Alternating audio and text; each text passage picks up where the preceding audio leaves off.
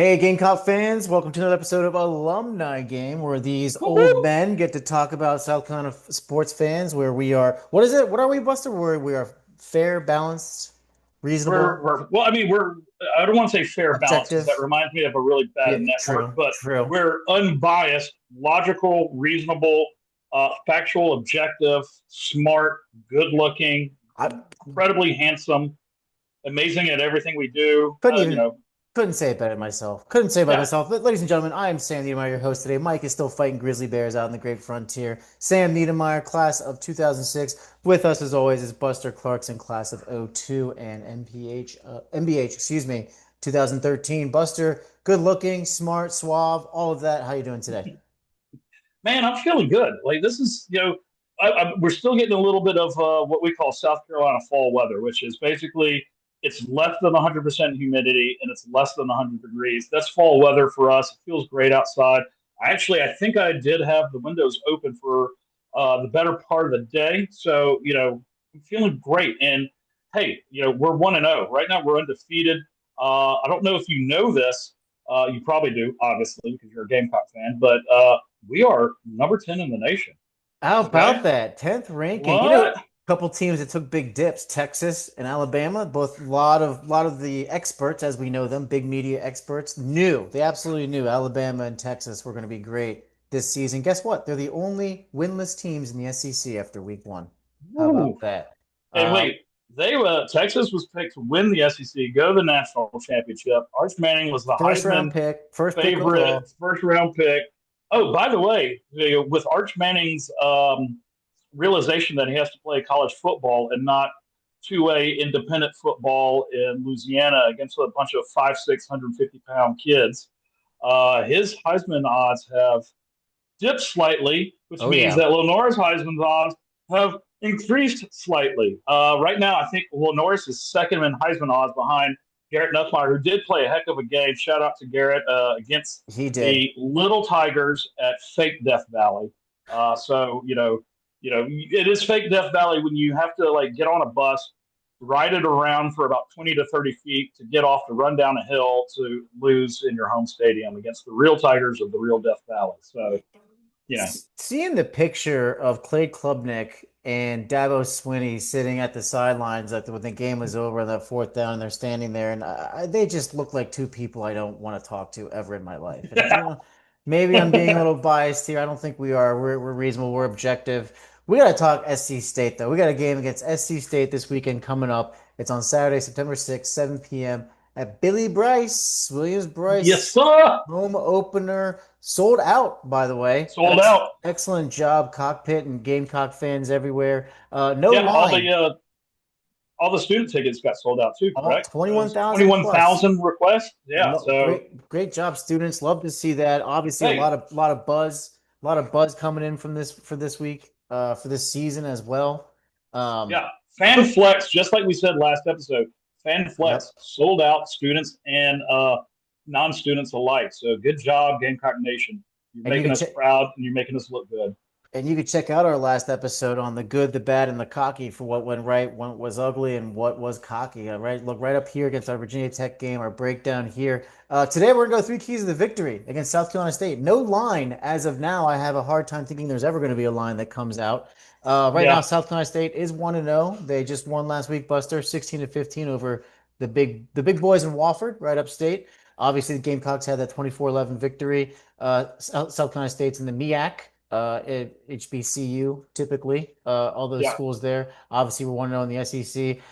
The models and the forecast give us a 99% win probability. I really like the fact that we're not 100%, but also don't like the fact that we're 99%. So let's just get right into the three keys of the game, shall we? Yeah.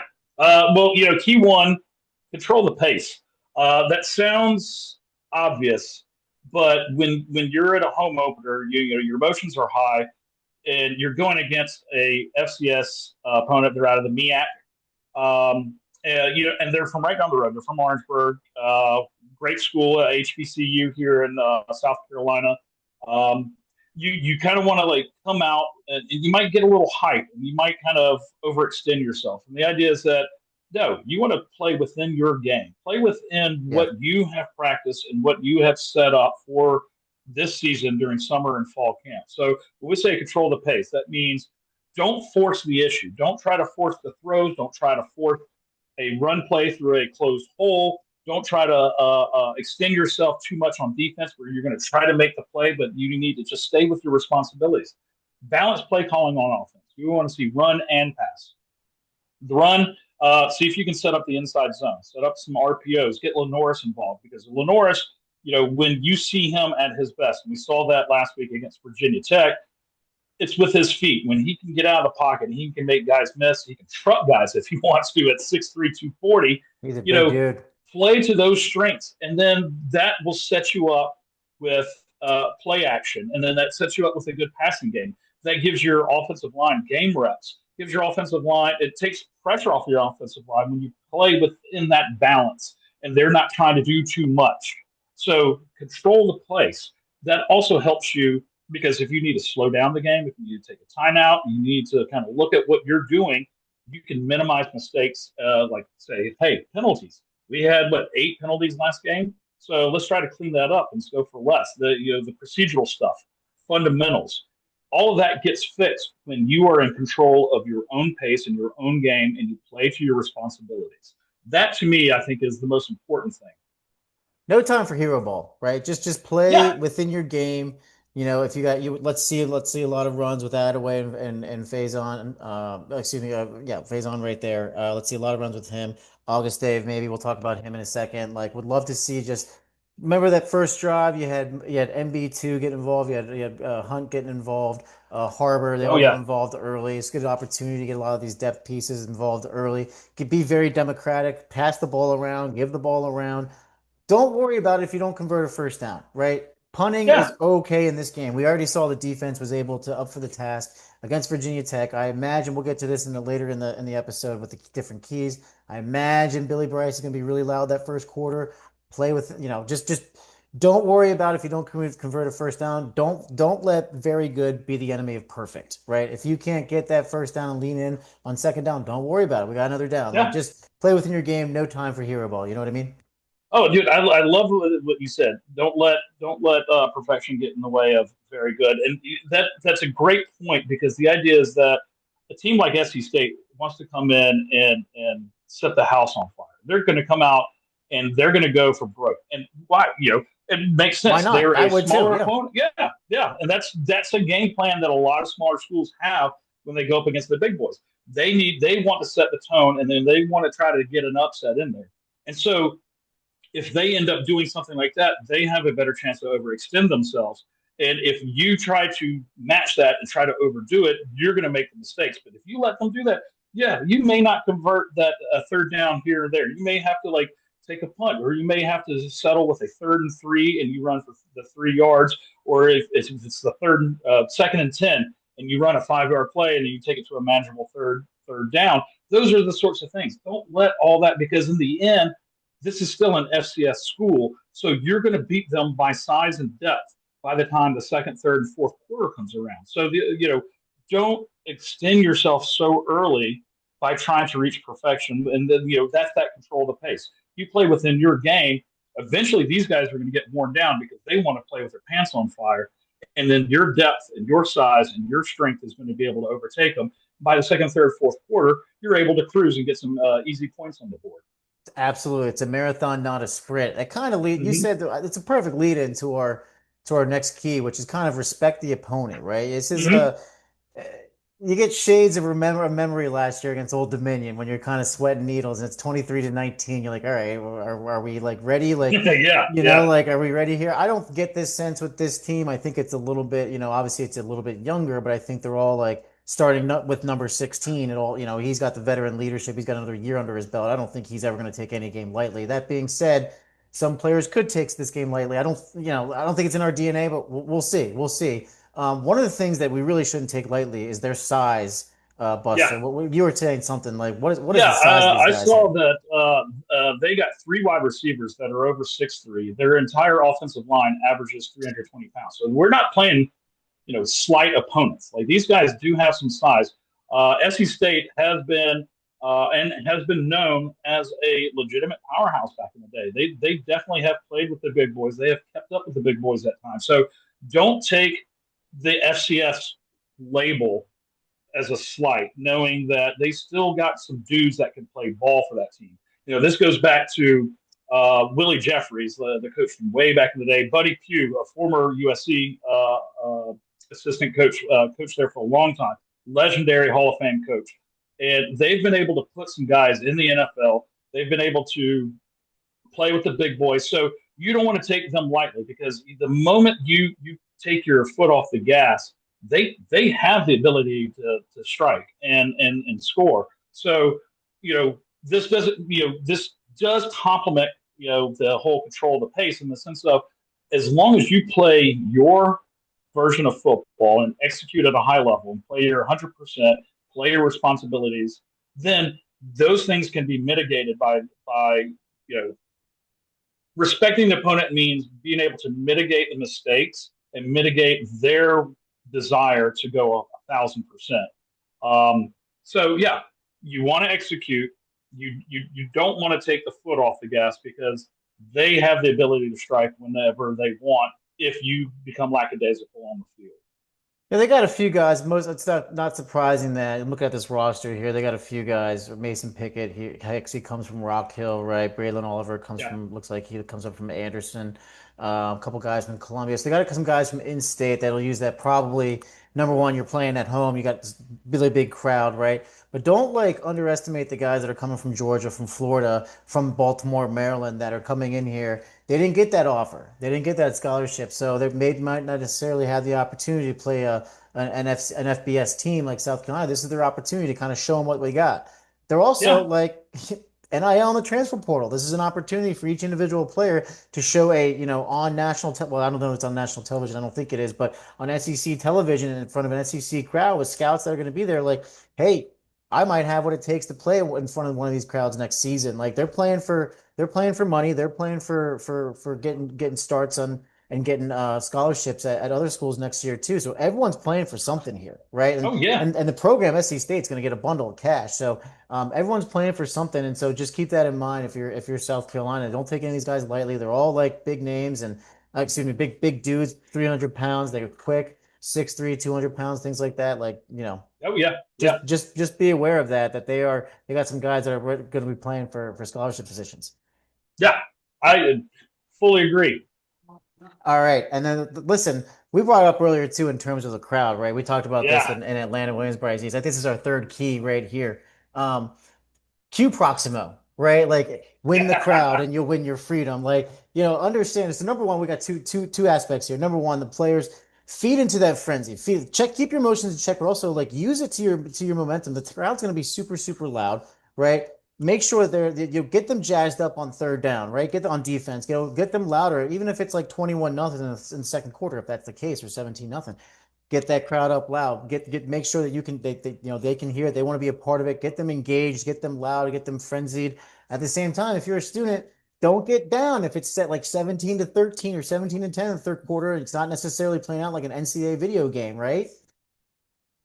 Dude, this reminds me of last year. I was at the Missouri game when Rocket, bulldozed his way into the end zone for that final score, and then even a couple of years ago when we beat the brakes off of Tennessee with Spencer Rattler, Oof. and that was a night game. And I think the one thing that really works well with this key is the environment that we've created at Williams-Brice. Like if you go back to that Tennessee game from a couple of years ago, the break between the third and fourth quarter where they have the LED lights going, they're playing Sandstorm. That was and seeing it on TV, seeing it in person, that thing looks so intimidating against the opposing team. Like that right there showcases why Williams-Brice is a tough place to play. And Mm-hmm. that's not just us being reasonable, logical, and unbiased. That has been said by national level media that this is a tough place to play, and we have created an environment that becomes intimidating for opposing teams. So the idea of winning the crowd means as long as you do exactly what you're doing and executing at a high level and controlling the game, then the crowd is going to follow you because that means you're doing exactly what you're doing. You're getting your scores, you're getting your stops. Imagine Well, not imagine, but think about like what we did last week when Vicari Swain, got his punt return. It was so loud. I talked about it in the last episode that I had to turn down my TV. When Nick Barber caught his 64-yard bomb, the place went nuts. That was a neutral site. You do those sorts of things in this stadium and get the crowd in it. You're not able as an opposing team. You're not able to catch up and keep up with what we're able to do. So yeah, you win the crown, and I think part of this goes in play with the I don't want to say expectations, but kind of the fervor that's been that undercurrent that's been building up this all offseason that we felt like we have a playoff level team, that we have the best player in the nation on offense and the best player in the nation on defense. We have a ton of tools and weapons at our disposal. And all offseason, we've had this kind of buildup that we got something special brewing, and we're going to let it all out at Williams-Brice Stadium for this first game, Hell especially yeah. because it's at night, which for lack of a better way, we're going to get liquored up during the day. That's how we do it in the tailgating in the Southeastern Conference. So you win the crowd and you keep them in it. This team, this SC State team, is not going to have a chance. And I always look at it that if you do exactly what we're saying, following these keys, by the second half, you got guys getting game reps that are young, that are freshmen, getting them some experience. You get your starters off the field so they can get some rest and kind of prevent potential injury. You're going to have the ability to move quickly through this game and start prepping for that SEC schedule. We're gonna see some. I couldn't agree more. But how about this and going into the game, and then we'll wrap up. We're gonna see some over unders here. Jaden Sellers finally gonna get that catch. What do you think? All right, so I did take my shot last episode for the sellers to sellers connection. I'm going to go. I'm going to name out a couple of things. And you know what? How about this? I do like a good bourbon. I'm going to see if I can get a good bourbon for this weekend. I will be. I got some things to do around here at the house this weekend. I will not be able to get to the game, but I know I'm going to get together with some friends. It is going to be warm. Maybe I'll find a friend that's got a pool and we can watch it poolside or something along those lines.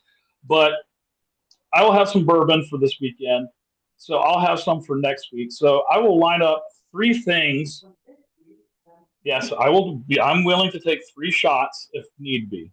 I'm hoping that I don't have to because I hope I'm right on a couple of these things. Okay, so we'll go with that. I will say that one of the freshman receivers will get a touchdown. Okay, Okay. so that's the first one. So looking at last week, we saw Jonathan Murph get in the game. Brian Rowe got in the game. I think actually Jaden. I know Jaden was on maybe a special teams play, but I see him getting into the game. I'm not going to call the sellers for sellers connection. That's already done. But I will say the freshman receiver will catch a touchdown pass.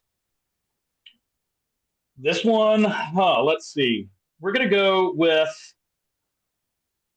Fred J.R. Johnson, double-digit tackles. Okay. All right. Those two, I'm hoping that will happen. So the one that I'm not sure will happen, I will gladly take a shot. But we're going to go Dylan Stewart, single game sack record. I think it's 5 by Jadeveon Clowney against Todd Boyd and the team from the upstate back in the day. We're going to see Dylan Stewart at least tie or break that record. Wow, So we're going to go.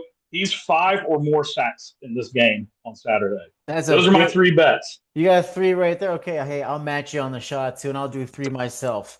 All right. Faison over 1.5 touchdowns, so he gets at least two. I'm gonna Beautiful. say Busey comes in and records either a tackle for a loss, a sack, or an interception. Okay. And final move. Ooh, this is gonna be a tough one. Uh, I had it in my head, and I go, oh, Luke Doty, touchdown, throwing. Hey, I like it. I How like about it. that? Actually, you know what? One touchdown period, throwing or or Yeah. rushing. Any Any touchdown. touchdown, Any any touchdown. We'll touchdown. see Luke Doty. No, that's great. I like that. I And like that. we'll make sure we follow up that next week. So we're gonna wrap up here. This is a really short episode of the preview here, but not a whole lot of content out there when it comes to South Carolina State, especially when it comes to the Vegas lines. Apparently, they think it's a win-win or whatever. So Yeah. go with final score predictions. What do you got? We're gonna go. So I want to maintain. Like I want to say that we're gonna blow them out. I would love to see a 58-7 or something along those lines. I will remain conservative because the idea is that I want by the time we get at least to the middle of the third quarter that we have a lot of backups in that we're trying to get some game reps for. Yeah, And not that we take the foot off the gas, but maybe they're not as quite as efficient as our starting 22 on offense and defense. So with that said, you pull it back a little bit, and I'm with I'm going you. to go 42-10, with maybe let's say an adjustment of 44-10. So that's where I'm at. I was close last week. I said 28-10, and it ended up being 24-11. So I'm within range. So we'll say, 44-10. 44. Okay, I'm with you. I kind of pulled it back too. I'm gonna go 38-10. I think we get some scores in the fit, and I don't think it necessarily is gonna be a lot of touchdowns in the second half. Yeah, And this isn't a knock on South Carolina State. I just think like with all the elements going on, we looked much better on the final drive last game against Virginia Tech. I think there's going to be some things cleared up. The depth chart looks to be finalized or is getting finalized. The 21,000 student ticket record. Like there's just so many variables here where it's like, okay, we got a lot of things in our favor. So I think I'm going to go 38-10 on that one. And we'll have to follow up next week to see what our wagers did here, see who's going to owe some drinks. oh yeah. Do we need to text Mike? I know he's fighting grizzly bears, but one thing would be really nice is he has to take a shot of some glacier vodka or something. So we might have to text him, see if he's got some ideas of some game picks, some little bourbon parlays, as I like to call them. We'll have to get on the train. We'll have to get him on the text chain right there and ask him that question because Yeah. hopefully he's alive from fighting grizzly bears, man. We get that glacier vodka. I love it, Buster. Great job today. Great job this week. Let's go 2-0. What do you say? I'm down for some 2-0. I'm looking forward to finish this out strong and start prepping for some SEC ball. Love it too, guys. Drop your comments below. Let us know what your wages are individually, predictions, whatever. If you like, subscribe. Go for it. Tell your friends. With that, another episode of Alumni Game. And Buster, that's Alumni Yay! Cox. Dum dum dum.